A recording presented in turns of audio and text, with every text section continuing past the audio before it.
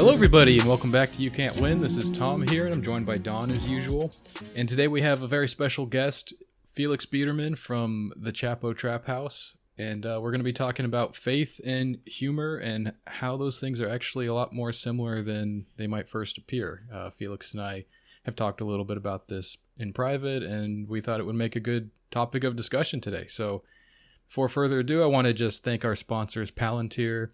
It's a pop security organization that uses cutting-edge technology, do surveillance, data collecting, all that kind of stuff. So whether you're a small business owner or a dictator of a third world country, please consider Palantir for all your security and data collection needs.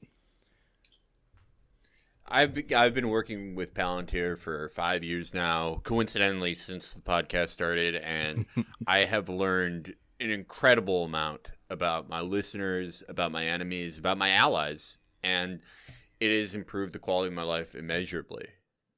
They're not even a sponsor anymore. I just like the product, and I like the guys who make it. Yeah, thanks for hooking us up with them. Of course. Sure. All right, so yeah, I guess I'll just introduce the idea that we were going to talk about. So I guess it first started off just talking about jokes. I made this tweet a while ago that you said you kind of think about from time to time, where I said something along the lines of like getting a joke or making jokes is sort of a way of understanding other people and of like actually finding truth in some kind of way. Like I feel very corny talking about it and saying it, but I do think it's true. Like if you make a joke about something and someone else laughs at it, it says something to each of you. Like it means that you were able to see their perspective. There's sort of this jump over like having to explain yourself, having to kind of go through like definitions of things. Like there's almost like this instantaneous connection that happens where you just get it, you know? And I think faith kind of works the same way. There's a sort of intuitive process there so that when you and another person have an understanding of God or something like that, that it bridges gaps that I think are otherwise pretty difficult to get over. Yeah, that thing you said about humor is sort of like a way that we understand each other. You said it like 2 or 3 years ago, and it always stuck out to me a lot. I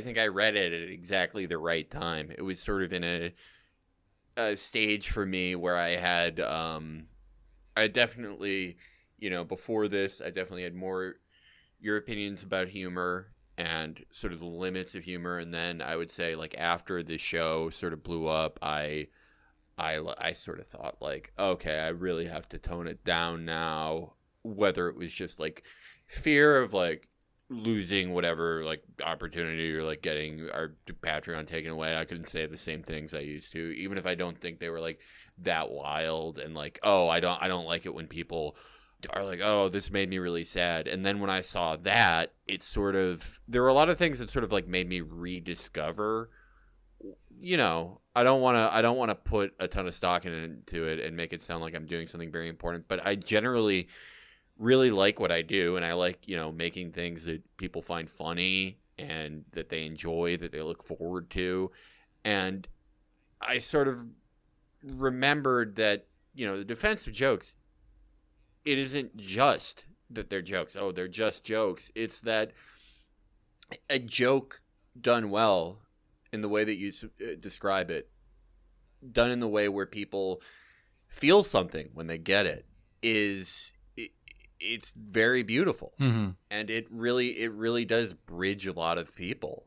And not everyone's going to like every joke, and that's okay. That's life. And that it really sort of made me, there was like a year period where I kind of didn't quite love what I was doing. And it was one of the few things that sort of made me like it again. And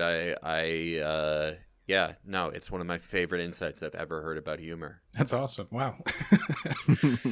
The power of tweeting, I guess. Yeah, that's cool. I think the idea of like people not liking a joke, it still kind of applies. Like they might be able to understand it and not like it. Like understanding someone doesn't necessarily mean you like them, But I think that there is some kind of like common humanity that you can find, and you don't necessarily need to like the other person and what they're about or what they're thinking or something, but if you can understand them, I think that's a little bit better than just finding them repulsive to the point where you can start to like dehumanize them and stuff like that, so Yeah. even like off-color jokes or jokes that are like in really bad taste or whatever, like if that's something that offends you, it's still like a positive thing that exists. It's still like a form of communication that works in ways that other ways don't. Yeah, absolutely. Yeah, it's very special. I mean, you said it. Like, I don't think that there's anything that's close to that level of mutual understanding and sort of an unspoken wavelength, except for faith. Like, yeah, no, you put that perfectly. I do think that there's this strange thing though, where you need that little bit of interaction where it's like you need to know there's goodwill there at least. Like you need to know something, and I think that's really what's changed. I feel like in the last year or so, or maybe more, where I feel like more people are not giving that initial goodwill kind of thing, where they're not willing to kind of take that thing, and because they either don't have the context or there's some new kind of way that people are interacting where it's like they're getting ready to jump on someone for something. So it's funny because a lot of the podcasts and stuff that I listen to, like Cumtown or something like that, where it's very, very easy if you don't have that kind of basic level of goodwill to just see it as a negative thing that is somehow corrosive or something like that to goodwill or something like that. But it's funny because I don't really think that's to me, it's, the most I feel connected to other people is laughing about things that maybe don't fit with the sort of standard, what you're going to see on TV every day or something like that kind of thing. Right. So I'm not sure. Yeah.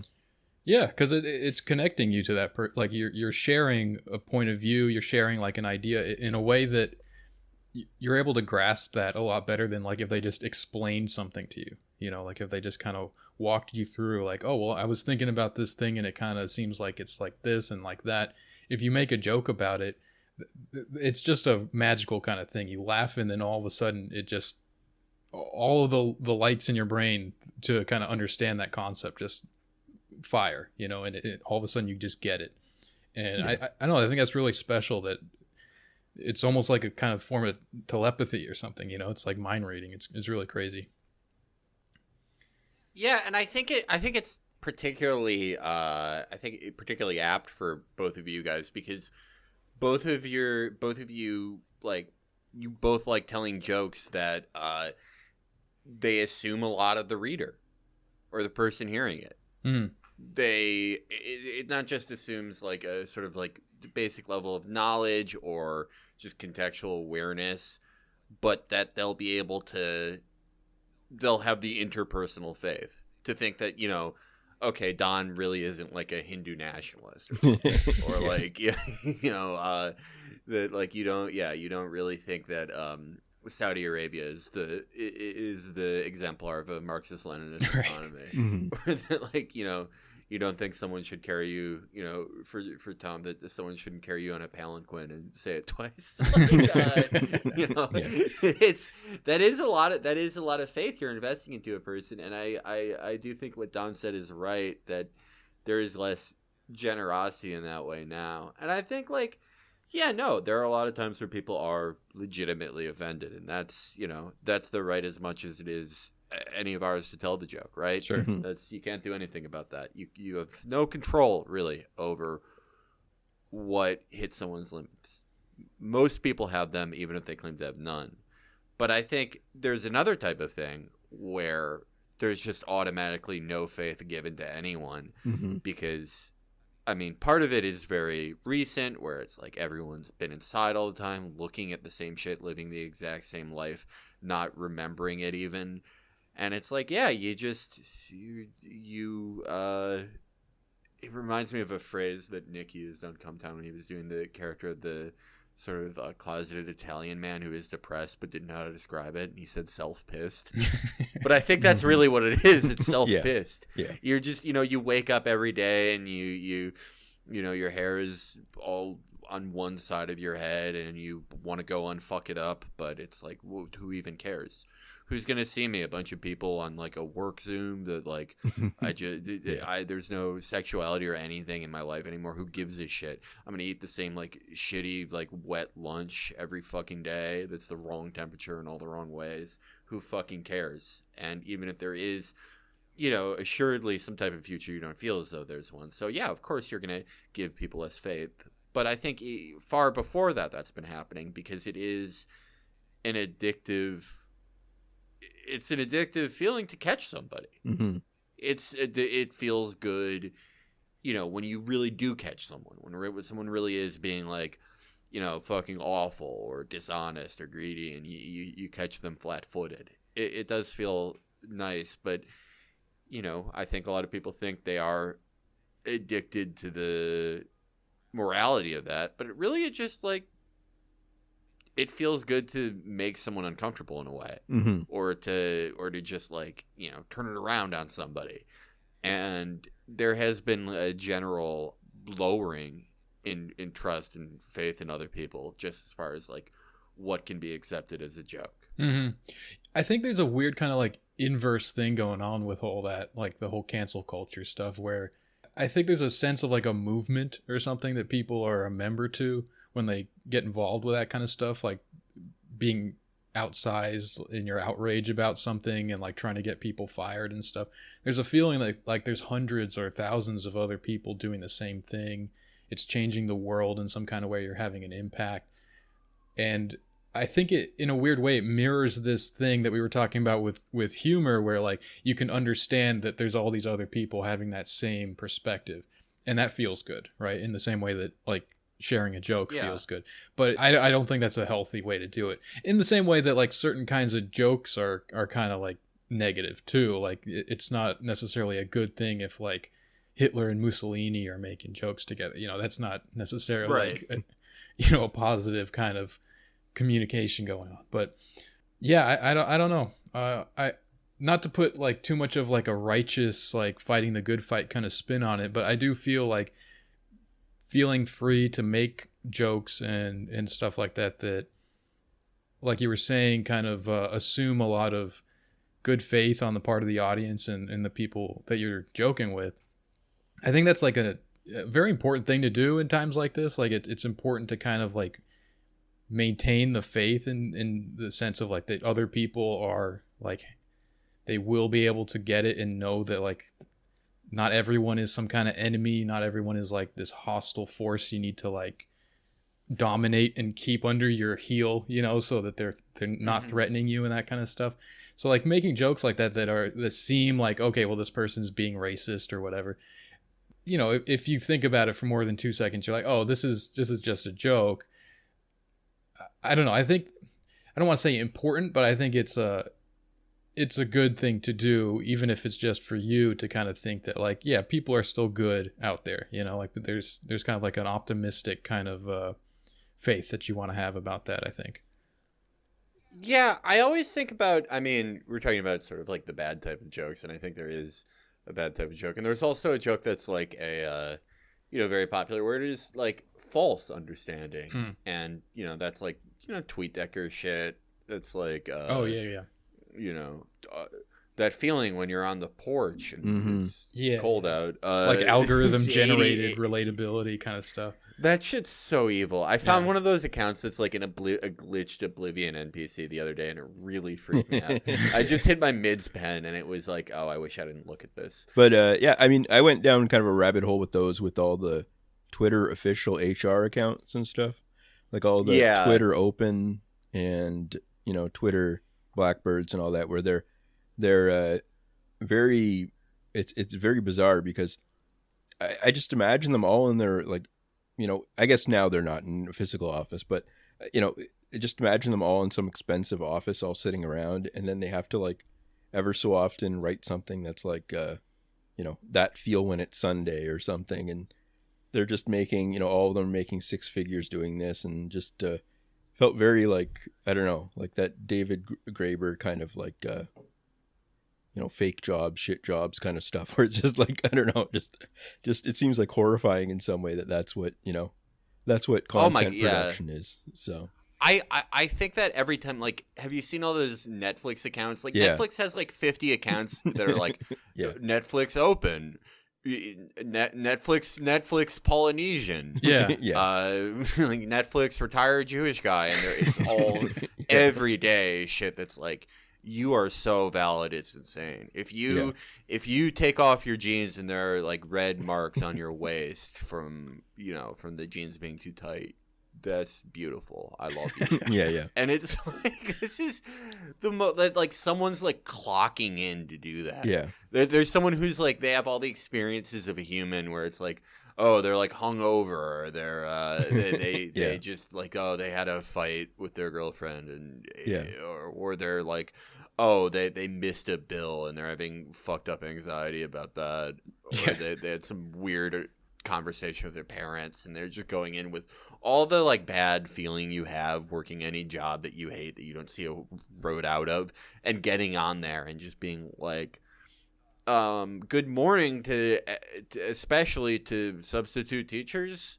It's just like so artificially like optimistic. I mean, that's always been in American culture, I feel like, as sort of like hollow, pointless optimism, but it's sort of especially disturbing with this. Yeah. Well, I was looking at some of the old Twitter accounts and how it's got this whole like infrastructure of like, you got to think that like Twitter has like opinions about things then, kind of thing, or like Netflix. Yeah. And they have like a Twitter Stripes, which is the military account, and they were like, they had a post that was like, we value the service of those who fought in Vietnam and all this kind of stuff. And I was like, so it's like Twitter's official position that the Vietnam War was heroic or something. I don't know. It's just like there's got to be some HR guy sitting there just typing up all these opinions. Like, this is what we think about, never post this in favor of the Marines because we're more of an army type of people or something. Yeah. I don't know. Very bizarre. I don't know. I know what you mean, because there is like this, it's like the Flood from Halo, where there's this like super editorial voice that's like, if you search far and wide enough, you will find like weird contradictory things in it, but it is all sort of the same voice, where it's like, it'll be like some like sort of like social justice-y thing that I like, basically agree with or whatever, and then it'll be like something where it's like, how about, instead of going to the gym, you like jack off in a clawfoot bathtub? Not literally that. Something like that, where it's like, be nice to yourself. And then it's like, thank God for our veterans who invaded Grenada. What? I like to imagine that the people writing this are like, 18-year-old guys in India, in Mumbai or something. They don't really know English, but they know all of this. Like, this is the English they know. So, they're talking their like native language, and then like they switch into English for this, and every once in a while they get mad and they start telling people, "You are valid. You're very valid."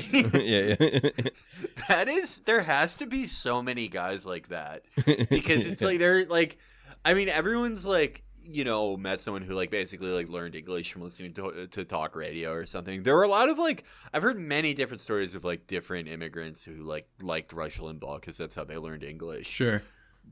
Which I guess is just as dark as this. It's just as dark as learning it from like, the Amazon Prime account that's for, single moms who are students. Yeah, but at least Rush was like a human being, or approximated one. Like, like a lot of the, we were talking about like jokes that go too far, or like kind of bad jokes or whatever, that kind of thing. And there's certain people that are like persona non grata in the like media space that I still like to listen to every now and again, like Gavin McInnes, even if they have opinions and ideas that I don't agree with, I think are detestable or whatever. To see them like joke and to make real jokes, like Gavin is a very funny guy, even though I think his politics are like atrocious, but he's hilarious, and I've always thought that he's very funny. So he makes real jokes, you know, they're not these kind of like algorithm generated fake things. So you still can connect to the human being there, you know? And I don't know, I find that like a good feeling to see that, you know, even if yeah, I don't think it's a good thing to view people who disagree with you politically all the time as just like, no, they don't have humanity. You know, I don't think that's like a productive thing. I've never, yeah, I mean, it's a sort of a shame that this movie became like such a sort of middle period meme and was run into the ground so much. But that is, I mean, weirdly enough, that's why I love the movie Downfall. I think that movie is so good, and it's Bruno Ganz does such an amazing job as Hitler. But it's good because it's the only portrayal I'd ever seen of Hitler that was. It's like, no, he's just like a fucked up guy. Mm-hmm. Like there is a concept and reality of evil and stuff, but like when someone is evil or commits evil acts, they don't just stop being a person. They have all the like neuroses and like everything good, like superficially good or bad about being human. You kind of see it in them, right? And I think like, yeah, I mean, I think there are like some more conservative guys I used to really like listening to. Like I think we all listened to Opie and Anthony, and there are guys like Nick DiPaolo that I found very funny. Yeah, you know, not so much anymore. Not so much anymore. Yeah, and now it's sad. Yeah. Well, because they have the same problem that like the liberal comedians have, yes, exactly. Like, yeah. It used to be you're telling the joke and then maybe you get your point in. Now it's like you have to get your point in and then the joke is sort of secondary. Yeah. Mm-hmm. And it's like they have the same view of like, you know, the whoever they're mad at, like fucking, you know, drag queen library thing, right? Mm-hmm. That like, you know, a lib does about like whatever like fucking thing that they're gonna forget in 1 week or less. Yeah, it's crazy how much that cycles through. They get so mad about it, and then 2-3 days later. And it's the truth for the left and the right, you know, like it's always just like this very short burst of outrage. It's the most important thing, and then it disappears and everyone forgets.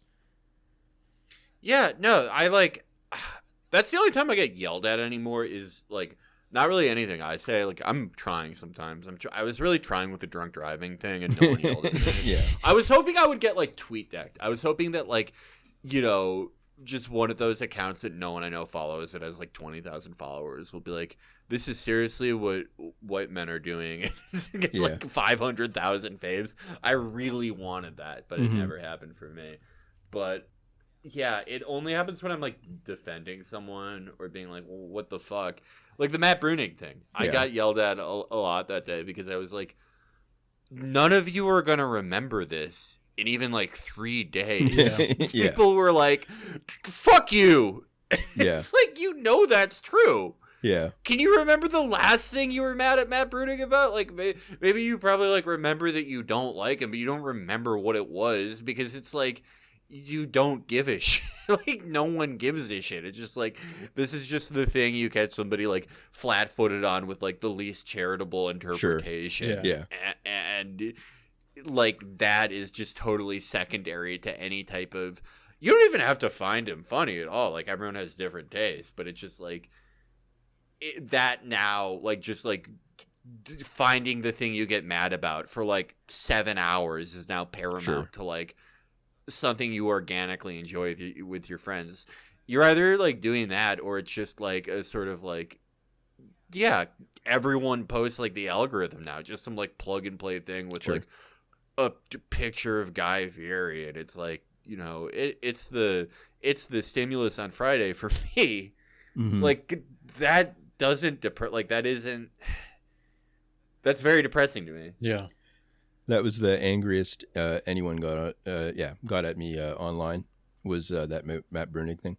I got like a lot of like people calling me a white supremacist and stuff, and I don't know. I feel like there's a few. You can't really get too mad about it just because it's like, you know, it's just I don't know. You know that they're just plugging you into their little algorithm. Right? Thing No, of, like, it's like as impersonal as it can be. Like, yeah.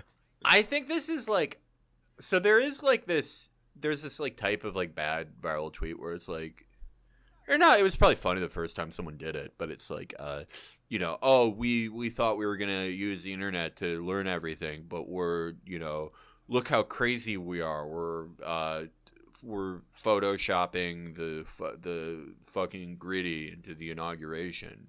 Mm-hmm. How I'm spending my Saturday or whatever. Yeah. And just, you know, plug and play that for whatever, you know, subculture of the flood hive mind. Sure. And, you know, whether it's like conservative or apolitical or whatever, or Marvel people. But I really do think, and I've always thought this, that like the cool thing about using the internet in this way, where you're telling jokes with people that you meet, is like the very wide variety of people that you meet and you relate to. Yeah, Like for sure. I've always thought that was incredibly cool. Just like, yeah, meeting, like, there's so many people I know through this who I would have never met, like, in my life otherwise. And I would have never met if I had just, like, only played video games online, or, like, only, like, read the fucking news or whatever. Sure. It's a genuinely very cool thing about it.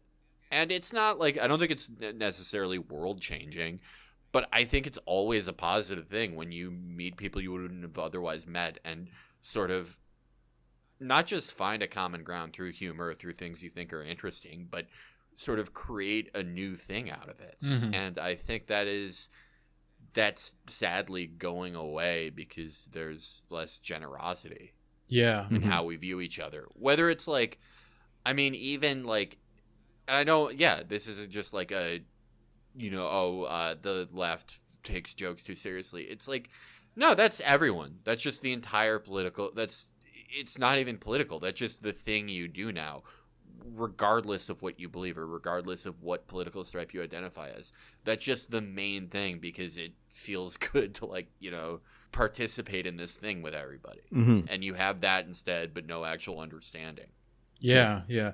I think when you get a joke, you kind of laugh with somebody, the good in that, you're personifying that. Like, you're identifying the humanity in someone, basically. You're connecting with that.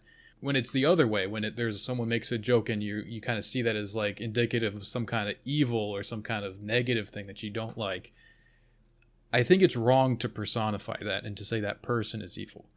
I think, like, I believe in the basic goodness of humanity, you know? So, like, if I can find humanity in someone, that is just a good part of them. It might kind of be rough around the edges. It might kind of not be perfect, or never will be perfect, but humanity at its core is like a good thing. The evil of a joke or whatever that I think we should take that away from the humanity and the joke, or the evil of the joke or whatever it is, should be separated. So, like, if someone makes a joke that you hate or says something that you think like, oh, well, this means they're racist or something like that, racism is the bad thing. The person is not the bad thing. Like, they're maybe making a joke or something, but, like, they're not even hurting anybody, you know? So what they're trying to do is connect to other people, and you can not like the people they're connecting with. Maybe you don't like the community they're building or whatever, but human beings connecting with each other is just like a good thing in general, I think. Yeah, and it can obviously be used for bad. Like, there are definitely, yeah, jokes that are told with, like, malicious intent. Mm-hmm. But, like, I generally, like, when I see something that's, like, you know, maybe outside the purview of what I would say, I still try to generally read that charitably. Like, this person is just trying to have fun. I would rather err to that side than just think everything is told with, like, pure malicious intent. And it's very interesting that it's very easy to tell.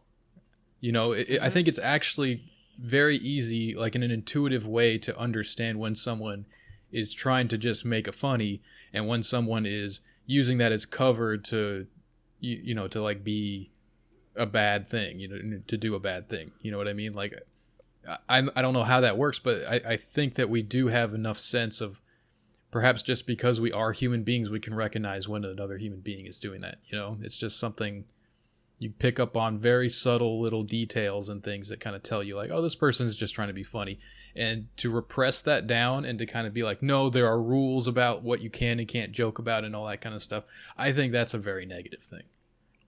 Well, I think we can identify it, because I think, like, no one's perfect, and we've all done every bad thing that we've talked about. Like, Sure. I've definitely like uncharitably interpreted things people have said, like mostly knowing I'm doing it. Yeah. Like, whether you do it on the forum when you're a kid or like when you first get on Twitter, like everyone's probably done it to some extent, in a big or small way. Everyone's kind of done it because it's inescapable. It's just sort of the thing people do. And I think everyone has also like told a joke without the intent of relatability. They just wanted to like make someone feel bad. Right. Everyone's done that. Sure. Everyone. Yeah. And that's like why I can't say that it like always makes someone evil.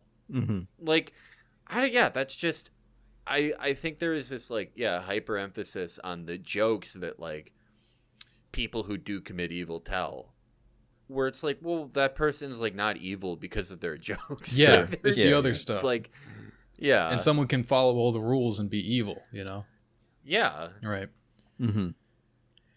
Yeah, I do think that there's like a second wrinkle or something there though, where it's like, most of the jokes I tell when I do are like, I'm making fun of the debate most of the time, just kind of thing. I just think it's like a silly kind of thing. But at the same time, it's like, okay, how often, or how many times do I have to do that before I'm satisfied or something like that? Do you know what I mean? Like, is there's some kind of like itch there, obviously, where I see things and I get frustrated and I'm like, I got to make some silly joke about this or something. And then it's like, yeah, but I don't know, like, is there something there that it's like negative in itself kind of thing where it's like, I do feel like I feel happy, like making people laugh or something like that. But it's also like, should you just, I don't know, like it's like it feels strange to just do that for like fun kind of thing or something, like, I don't know. It just, there's something there where it's like, I think part of it is that it always seemed like bizarre to make money from jokes or something like that kind of thing. Like it just seemed like a strange type of living or something. I don't know. So yeah.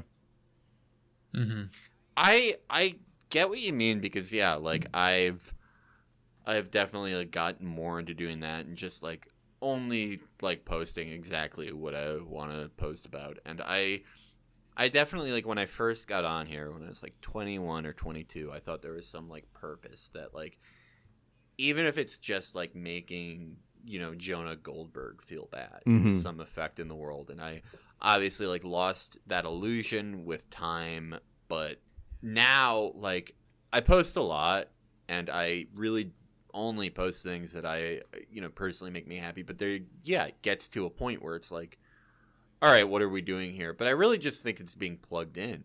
It's just being plugged into this, no matter what your intent is. Even if your intent is just like pure mirthfulness and fun. Too much of anything's bad. Sure. And being too plugged into it, even if you have the complete right attitude about it in every way, which a lot of people do, you're still plugged into this interface. It's like kind of fucked up and kind of empty. Sure. Yeah. Which doesn't make it a useless act or sure. doesn't make it wasted time or doesn't make it bad, but it's too much of everything. Too much of anything is bad. No matter how good you get at posting.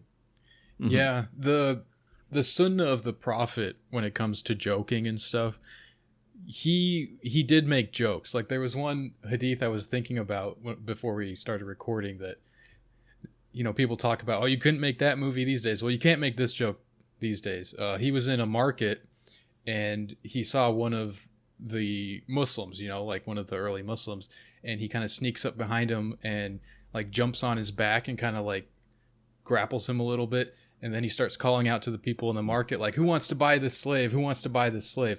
Joking that he's like selling slaves. But what he means is like, we're all slaves of God, like that was a way that we, Muslims refer to each other. So that it's interesting because it also follows one of the things he said about jokes, which is like, you can joke, but you have to tell the truth. You can't lie in the joke. And that's taken very literally in that, like, if you're really strict about it, you can't tell a joke where it's like the joke is that you're saying something you don't mean or that isn't true. You have to actually say the truth so that people don't get confused. But I kind of take that to mean you can't be deceptive in your jokes. Like if you're saying something, if someone were to get the joke that's a truth, that's you're not spreading some sort of falsehood, which is like an evil, right? Like we're talking about the ways that jokes can be bad. I think one way that you can do that is to, spread the idea that, some people are inferior because of their race or whatever, that kind of stuff. Like if it's really mean spirited in that kind of way, if you're making that kind of joke with the idea that we're all human, we're all, the same, that kind of thing, I don't think that violates the spirit of it, even though maybe people would be saying that technically violates the Sharia on that. That's very interesting. Do you feel like how you interpret that? I'm very interested in how you interpret that. Do you take that to mean like that when someone, solves the equation of your joke, that your intent is clear to everyone, or that there's a central point you're making? I don't know. Most jokes I make these days are really just, this strikes me as funny, so I'm just going to share it. And it doesn't really go much beyond that. And so I think the ways that can go wrong is that if my initial thinking is wrong on that. So I just try to check my intentions. Like, am I trying to hurt somebody? Am I acting out of some kind of negative feeling? Then I just don't post it. And so I feel pretty free to say really horrendous things because I'm doing that check. I'm like, well, this is like a horrendous thing if you just take it literally, or if you just look at the words that it makes it up. But the intent behind it, or like the feeling behind it, is not. It's just like fun, and I'm trying to just share this fun idea so other people get a chuckle, So are there any jokes that's ever like prevented you from telling, or like delete or anything? I can't really think of any. I feel like once it's out there, and maybe I will feel bad about it later. Like I don't do. I used to do more stuff on Twitter where I would find someone saying something stupid, and even if it was just like some random person with like 200 followers, like a college student, like just some random normie type person, I would make fun of them and like call them out and kind of stuff. I don't do that anymore. I feel like that was a mean-spirited thing to do. Yeah. But when it comes to like these more broad things, like the big no-nos you're not supposed to joke about, that doesn't strike me as something I care to like really make sure I'm on the right side of. I just kind of, if I think of a joke and it's actually going to be something that you're not supposed to joke about or whatever, I don't really care. I'll still say it. No, that makes sense.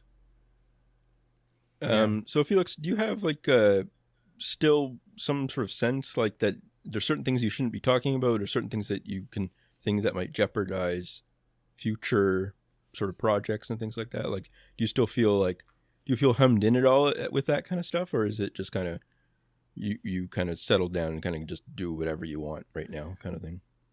I would say, like, at this point, the only place I feel hemmed in is, I mean, it's actually good because I shouldn't be doing this anyway. I'm too old now. Is when I'm like would be getting into a fight with somebody, or like really angrily arguing with somebody. I used to like be very fucking mean spirited, like very fucking cruel and vicious, and like just call them an ugly piece of shit, say they should die, and it's like, I can't really do that anymore. Not like always necessarily because it would be bad for like a career thing, but just because it's like, it's fucking embarrassing for me to be like 30 and do that. Like a 20-year-old. Like I shouldn't do that. And there are times where it's like I've been upset at like there's someone I'll just see as being like, really fucking disgusting or awful, and I'll be like, I'll say something, but it's like I will have that in the back of my mind, like, this isn't 2014 anymore. Can't do that. Don't do that. And it's definitely caused me to like not engage with things after a certain point, but I it's like generally a very good thing. Mm-hmm. It is. I am actually pretty happy about that. That has yeah. been an actual like very positive change in how I use online. Yeah, that is good. I think one thing that is important about all this kind of stuff is like to have a strong sense of your own moral compass and to like be true to that. So going back to the question you had about like the sunnah and stuff, I think that's maybe what really is the core of that, like how I kind of relate to that thing is like I used to be very free, like dropping the N-word in jokes and stuff. Like that's not something I say. Like I used to say that a lot more online than I would really ever say it in real life, just because saying it just feels bad to say, even if you're like, this is a really funny joke and I need to kind of say this word to make the joke work. But then you say it and you're like, that just, I don't know, it makes me feel bad. Like it does make me feel bad to say it. So I've just stopped saying it, not because it's, you know, it's just not like it's such a no now that to say it, unless you've kind of like built up a persona where that's a thing you say. I just don't do it because I don't like to say it. You know what I mean? It's not based on like the kind of new rules that have been rolled out over the past few years and stuff. It's more about my moral compass. And I think if you stay true to that, you're not going to run astray with that kind of thing, you know, because you can trust yourself. And I think that's something that's been lost with all this kind of, you know, we've been talking about people like having less good faith about this kind of stuff. I think people are being taught not to trust their own intuition about things. And that's the real danger. I think that's the really unhealthy part of this. Like if you can't trust yourself, you're just going to, whatever someone tells you, whatever like the kind of like big other commands or whatever that's developed by people that you probably shouldn't be listening to, or, you know, they don't have your best interests at heart. Like that's going to be what ends up dictating your morals and whatnot. And that's, I don't think that's a good road to go down. Yeah, it's a terrible road to go down because it is, at the end of the day, it's dictated by things that are beyond your control, beyond the control of people that are saying it. It's not even feeling it at any point. It's so divorced from humanity, and it sends you down a very dark road. Mm-hmm. And you know what you said about moral compass is interesting, because I think like the truest test of morality is things you do when no one is watching. Obviously, Sure. That's a very old cliche, but also things you do when you're amongst people who would not judge you for them or would do the same thing, right? Which is basically the same, right? Yeah, and yeah, it is. And the biggest change I noticed since I like started more consciously thinking about this, like, started following like an internal code.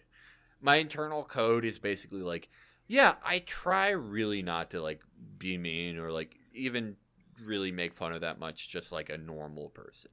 That's why I actually love the TweetDeckers, is because it's like, oh, this is like an AI I can make fun of. Yeah, sure. Like what? Like no, this was written in like a writer's room. Like I don't care. This is fine. Like this isn't even a real person's profile most of the time. Like this is like playing Sekiro for me. Whatever. But like okay, like, you know, everyone's like had someone, maybe they even like know them, like they've been like, they've followed them forever, like they're just more often it's just like it's someone you're aware of in the periphery, right?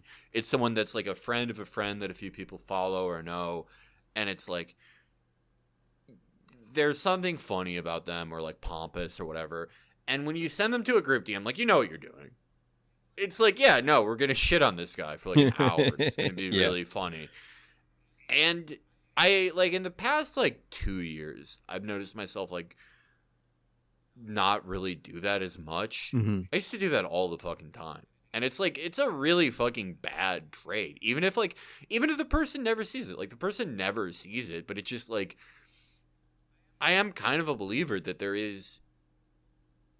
you can kind of vaguely sense someone's intent, or if they're like being shitty to you in some way that they can't see, and it did. And I'm not perfect. Like there's still like dumb shit or shit that I think's dumb shit that I will send to like friends or stuff, but it's like I really have tried to do it less, because it's like they're also seeking the same thing we all are, hopefully. And it's also like I feel like Creek Nishid or someone would say it's like female of me to do. I'm not gonna do it.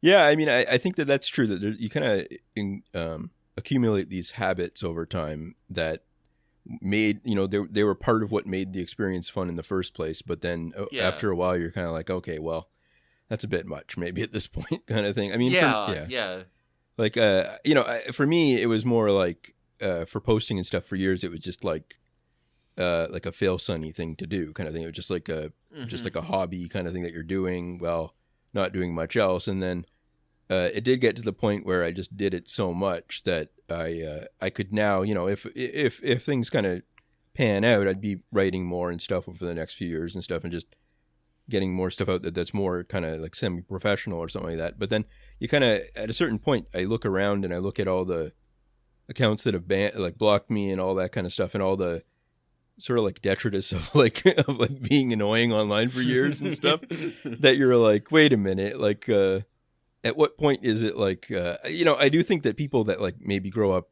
more wealthy and connected in sort of like the media circles and stuff like that, I think maybe they have more of an intuition about that, what they're not supposed to do from the start, because it's like, they kind of know that it's stuff that they should be saying in private to other people or something like that. And if you're just like some jackass like me that like is just making fun of like a lot of things, it's like, okay, well, yeah, maybe certain habits are better to develop over time or something, so you're not just wasting hours each day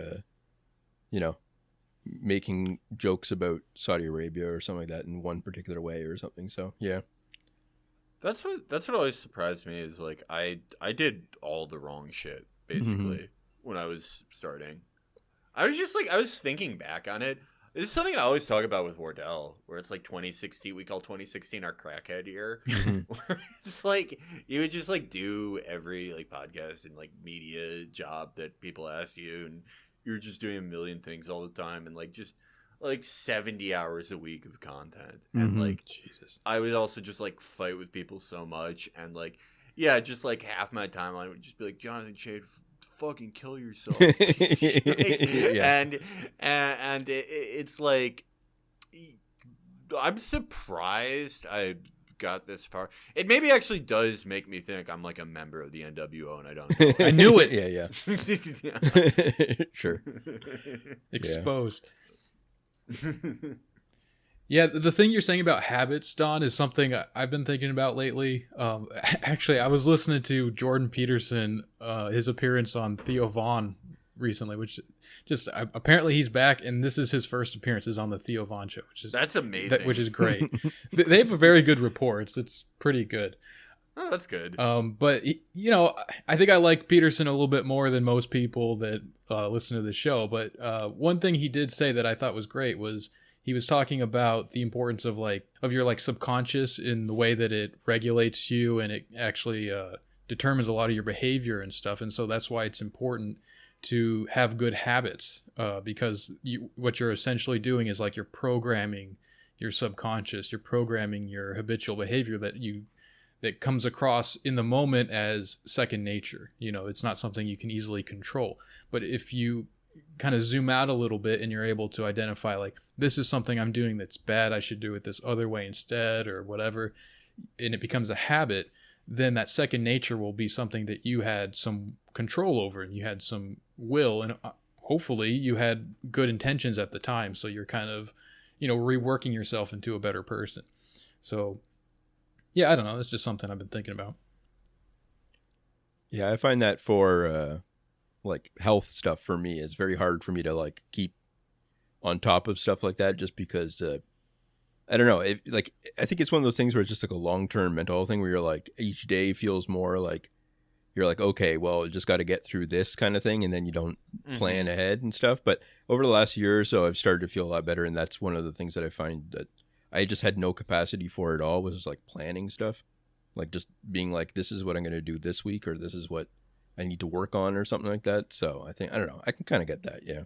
No, that's like the thing that helped me, like in general, not just with like, not sending as many cruel screen caps to DMs or fighting with people as much, or just like, you know, generally better like physical health habits is just, you know, the idea that there is like some symmetry in a routine that feels good. It sucks that like Jordan Peterson, I don't hate him. I think I forget actually why people got upset with him in the first place. It's something bad, you know. No one yell at me. I legitimately do not know. Trans stuff. Trans stuff. Yeah, okay. Was he one of those guys who was like, I'm not gonna say pronouns? Yeah, that was his big first thing. Forced speech. Yeah. And then there was a bunch of weird stuff about lobsters or something like that.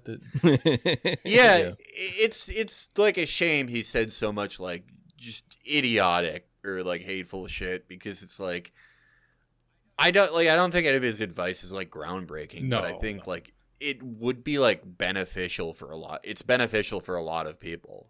Like there's some people who are just like, you know, fucked up, or they like just no one told them that it feels good when you don't wake up at 2 p.m. Yeah. Which, you know, we all need to hear sometimes. I definitely need to hear it sometimes. Right. Yeah. Are you getting better about that kind of stuff, or? I am actually getting way better about that. I like after the European tour and my like sleep was really fucked up from that, I was like, all right, this is ridiculous. Like I really have to stop doing this. And Will makes fun of me for owning an alarm clock, but I legitimately couldn't wake up to my phone's alarm clock. Like it's too quiet. And I've been getting up at like, it's varied. Like sometimes I'll get up at like 7. Sometimes I'll get up at like 11. But I'm like way happier doing that. Yeah, that's good. great. And you've been able to get to the gym, I guess, now? There. It's been great. I really like fucked up my back, just like sweeping like 3 months ago. And I went to a back doctor, and it must have been his like first day of being a back doctor, because I have all these herniated discs, and I was like, well, can I like lift weights? Can I like deadlift? And he's like, I don't know, actually. Like, what do you want to come again or what? Yeah.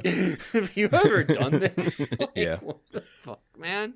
And so I was very despondent for a few hours, because I was like, oh, I guess I like can't do that anymore. This was like one of my favorite things to do. But my buddy Aaron Bertovo on Twitter, a lot of people know him. He's a really great personal trainer and strength athlete and plays rugby and stuff. He's like a very smart guy about anatomy. And I asked him about it, and he was like, no, just like, you know, buy one of the, you know, those books that like a Navy SEAL writes about getting an injury. Yeah. I bought one of those that he recommended, and it was actually like very good. It's unfortunately like those books are kind of like those recipes you get where it's like someone tells the story of like what it was like being half French Canadian and growing up in Vermont, and like their parents got divorced, and you just want to get to the maple squares, because those books are like, you know, September 12th, 2001, I had just enlisted in the United States Navy, but I tore both my ACLs. I went to kill myself with a semi-automatic rifle, but a crucifix got caught in the chamber. And my stepdaughter came in, and then I became a Navy SEAL.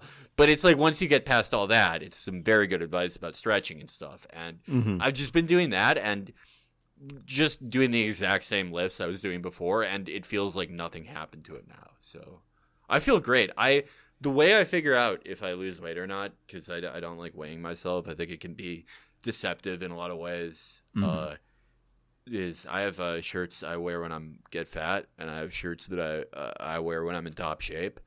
And when the fat shirts are like way too big, it's like, all right, we're on the right track. That's a good way to tell. Not bad.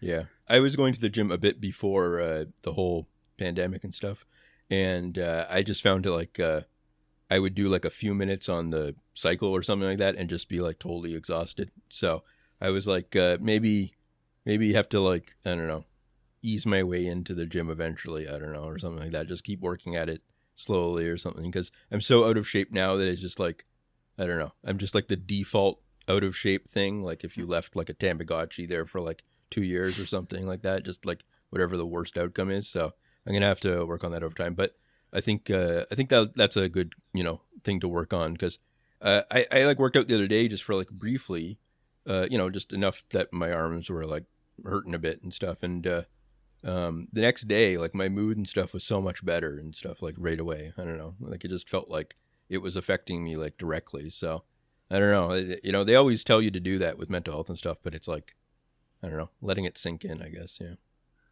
Hardest thing about working out is like going to actually do it. That's the thing. Like, I do agree with that like if more people, and exercise can mean anything. It doesn't have to just mean going to the gym. Like just taking a long walk is amazing for you if you do that consistently. Yeah. But like I'm someone who's like pretty consistently gone to the gym for about like nearly 10 years now. And I like right now I'm in a pretty good habit of it. I work out like 5 or 6 times a week, depending on how much time I have. But I love doing it, and I've been doing it for a pretty long time. But that's still the hardest thing for me is like when I get up and it's like, oh, I have to get my shit together to like put in my gym bag and get on the fucking train. And it's that part sucks. That's the worst part. And it just like it's always been that way. And I don't know. When people like just broadly tell people to exercise to feel better, they should have a guide to like putting everything in your bag and leaving the house. That's the part that sucks the most. That's why Mark Wahlberg has that gym in his house. That's that's the highest level of wealth. And you know what? You still, if it's like 10 feet away from you're still probably like, oh, I have to put on my fucking shorts. Yeah. I have to open my fucking garage door. I want to kill myself. Yeah. Yeah. What I've been doing is just randomly doing push-ups and squats. Like, just like if I have to get up to go to the bathroom, I'll just do push-ups before and then use the bathroom, come back, do squats, and then, go back to my computer or whatever. And I've been able to kind of squeeze in like 5-6 times a day doing this kind of stuff. And it's been feeling pretty good. And I don't feel like that kind of drain that I normally would feel when I'm trying to like maintain stuff. I'm really bad about like consistent, like good habits like that. So this is kind of helping me kind of get back towards that where I'm like feeling the benefit of it, and I'm not feeling the like exhaustion of just like, oh, it's squat day or whatever, that kind of stuff. It's hard to remember to do. I mean, it's generally like it's very difficult to get into a habit. Always. Yeah. Always. Yeah. I mean, I think that's a positive thing about it in a weird way, is that you can train yourself to push beyond that, but that's like a totally separate thing from the actual benefit of like the health benefits of exercise and working out and stuff. So I'm mainly looking for that. So now I'm just doing this and it's just kind of second nature. I don't think about it. And then it doesn't feel like any kind of burden, because I'm just like, okay, time to get up. Oh, wait, let me do my push-ups and then I'll go, and then, yeah. So there was one more thing I wanted to talk about before we get into questions. One of the other kind of ideas that we were batting around, Felix, was the idea that faith is kind of structured as a joke in a way, or not faith, but human existence is kind of structured as a joke. So like there's something even more profound about humor than just what we were talking about earlier, is that the fact that there like is something rather than nothing, like those kind of basic premises that ground faith and religion and things like that it kind of works in the same way that a joke does. Like there's certain assumptions, there's like a premise, and then you get it or you don't, and it kind of clicks for you or it doesn't, and you can't explain it. Like you can't explain a joke without killing the joke. You kind of can't do that with faith either. Like I think sometimes people think of that aspect of faith meaning like, oh, well, it's just like you decide to believe it, or you're brainwashed into believing it, or you see things clearly and you don't believe. But I don't think it's quite like that. I think it's a lot more like a joke where you either have the right perspective that allows you to understand what it means to have faith, or you don't. And as someone who converted to a religion from like having no religious belief to now having some, that makes a lot more sense to me than the other way of thinking about it. I think that's totally right. That's totally right. Like I was raised in sort of like, like typical, like very liberalized Reform Judaism, where it's like you don't really do anything. you in fact, like, you probably run into more people who are atheists or agnostic than people who like outright believe in God. And we definitely we would do like Passover and stuff, and it was definitely like part of our identity. But I wouldn't really call it like a belief-centric lifestyle. So more like much. A cultural kind of thing. Yeah, exactly. And I don't know, as I got older and as I like actually sort of read the Tanakh as part of like going to school, I went to a school that's like kind of a Jesuit school for whatever weird reason I did that. Mm-hmm. And, I'm very happy I did, but like I forget why I did that, honestly. But I read Ecclesiastes for the first time, and I found it really. That's exactly it. Like, I got it. I got the setup and the punchline and the payoff, and that's the thing. It's not like I had always hated those like I forget Pascal's wager or something where it's like you're trying to logic yourself into believing it. It just always rang very hollow to me because it's like, okay, this is either like eternal love and power and just concepts that your brain cannot even hold, the concepts of eternity and creation, or it's a fucking math problem. Yeah. It can't be both. And when I read that, and when I sort of like interacted with more people who really did believe, it sort of took a hold of me in a way. And I wouldn't really call myself like a super observant person or like a highly religious person, but I am definitely someone who believes in God. And I think you're completely right. It's not that I've sort of done a bunch of logic theorems or word problems to reason why I do this or why I feel this way. It's more what was being told to me. It hit at the wavelength that it hit me at the exact right wavelength. I got it. It doesn't make me better or worse than anyone. It just I liked it. I liked what I heard. Yeah, it's a strange thing where I realized that like many other people have had that experience or similar experiences throughout their lives, but like billions of people over time, kind of thing. It's not like I always thought it was just like I mean, I thought it was just all religion was basically the equivalent of like Scientology for a while. Like I thought that it was just choosing to be psycho or something. Like it didn't make sense to me at all. And I think once I kind of wrap my mind around that there is something there, it feels like intuitively right, but then also like almost like in a cascading way. Like it's like, oh, that relates to that and that relates to that in terms of like personal experience or something. It doesn't just feel like one fact. It feels like it interlinks with everything kind of thing. And you're like, oh. And I still have a lot of times where I'm like, okay, well, that just doesn't make sense to me anymore or something like that. Like I sort of like dip out of it sometimes like in different ways. And then what I find surprising though is that it's not like a intellectual experience where I have to like jump back in or something. It's more that like I just realize that it's such a baseline part of my life, kind of just behind everything else kind of thing. It's more I have to remind myself that like it's just part of me now or something. So I don't know, I find that interesting. Absolutely. There's a hadith about someone who was very concerned about his faith because he went to the prophet and he said that when I'm at the mosque and I'm hearing your sermons and I'm with the other believers and we're praying, I feel very strongly, that there is God, there is heaven, and there is hell. I believe all this stuff very strongly. It's very real to me.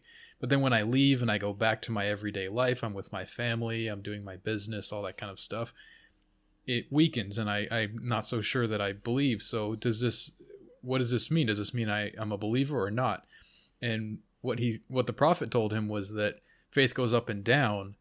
And if you were to have that same faith that you have in the mosque all the time, the angels themselves would come down and shake your hand. That not even angels have this kind of strong faith. Yeah. And it also reminds me, there's this sort of like folk etymology about the word insan, which is the Arabic word for like a human. And it's not true, but it's just like this thing that people say, which is that it derives from the word for forgetting, which I forget what that is. But it basically is saying that the word for human means essentially like those who forget, like the animal that forgets. People talk about the definition of humanity being like the ones who laugh, the ones who talk or whatever. But in this idea, it's the ones who forget. And so it's the ones who forget that there's God, basically. They forget like the reality of things, So to me, that means like there's something about faith that is, it's not supposed to be like this kind of like strict ideology. You just grasp it and it's there. It's a little bit deeper. It's a little bit more about being a human and having everything kind of click, like your whole existence kind of making sense. Mm-hmm. I think when that happens, that's essentially, it kind of overlaps with the idea of what faith means or what having faith means. It means like you kind of get why you exist a little bit. Mm-hmm. Mm-hmm. Absolutely. Tom, I was thinking maybe we'll just skip questions today and wrap it up, but if that's cool. Yeah, that's fine. Yeah. But yeah, I appreciate you coming on, Felix. It was a nice conversation. My pleasure. Yeah. And yeah, so and I guess you got the Time for My Stories out now on Stitcher. You got anything else? I don't know. No, just that. That's sure. It's kind of been nice. It's the first thing I've been able to plug in like 3 years. Yeah. I kind of hate plugging stuff. I'm sure. like very bad at it. The Chapo book like sold in spite of anything I did. Sure. As did the podcast itself. But yeah. It does kind of feel nice to sure that I'm doing another thing. Yeah. Do you have like I guess you don't have to give away the thing, but like do you have like things that you're kind of working on long term kind of thing of like the next thing kind of thing? Or I do. I have a couple things that I am working on right now, cool. But I wouldn't call it fully a superstition, but I think when I say them out loud too much, it causes them not to happen. Sure. Yeah. No, I can understand that. Yeah, I'm very much a person like that I don't like to I don't give anything away, but I don't have anything to give away right now, but maybe in the future. But always with the shadowy plans, these people in the cabal. Yeah. Well, we got through most of the. We're doing something. Okay, I don't want to reveal too much because then it might not happen. But if you thought what we did with fluoride was crazy, wait till you see what it was. All right. Sure. The real event. Sumner Redstone is still alive, and I just talked to him. All right. Yeah. Thanks for coming on, Felix. My pleasure. All right, guys, so if you enjoyed this episode and you like a second episode of You Can't Win every week, you can subscribe to our Patreon for $5 and you'll get that as well as access to our Discord where you can chat with us in our community. And if you want to send us anonymous questions, you can do that by checking out the Twitter account at You Can't Win Pod, and you'll find a Curious Cat link there where you can send those questions in. Thanks for listening, and we'll catch you next time. Thanks, guys.